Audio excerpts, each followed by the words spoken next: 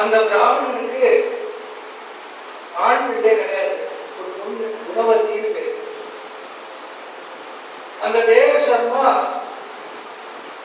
சகல வேதாங்களுக்கு பாரங்கள்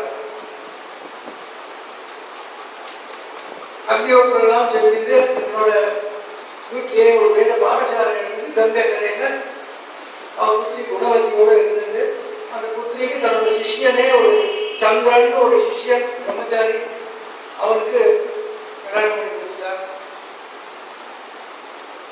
ஒரு நாளைக்கு தேவசர்மாவும் சந்திரனும் வனத்துக்கு சமித்து எடுத்துக்கிறதுக்கு போயிருக்க அந்த வனத்துல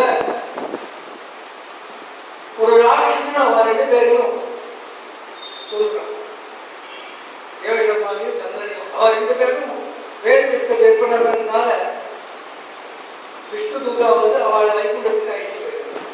ஆனா இங்க பாவமா இருக்கிறது அந்த பொண்ணு குணவதி.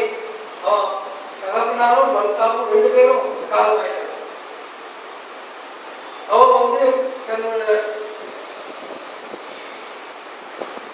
ஒரு விதமா தன்னை சமாளிச்சுட்டு கொஞ்சம் கொஞ்சமா பக்திக்கு தன்னை செலுத்திட்டு விஷ்ணு பக்தியில பூர்ணமா இறங்கி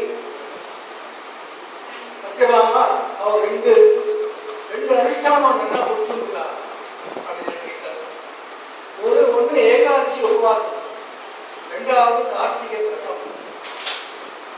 இந்த 2 அனுஷ்டானங்களை பண்ணதுனால அவன் சௌபாகியத்தை அடைஞ்சான். அவரோட கடைசி காலத்துல வயசாகிடுச்சு. அவர் கார்த்திகை அனுஷ்டானம் பண்ணிச்சு. பிராத்தா ஸ்நானம் ஒரு சூரியன் உதயத்துக்கு முன்னாடி ஸ்நானம் பண்ணணும்.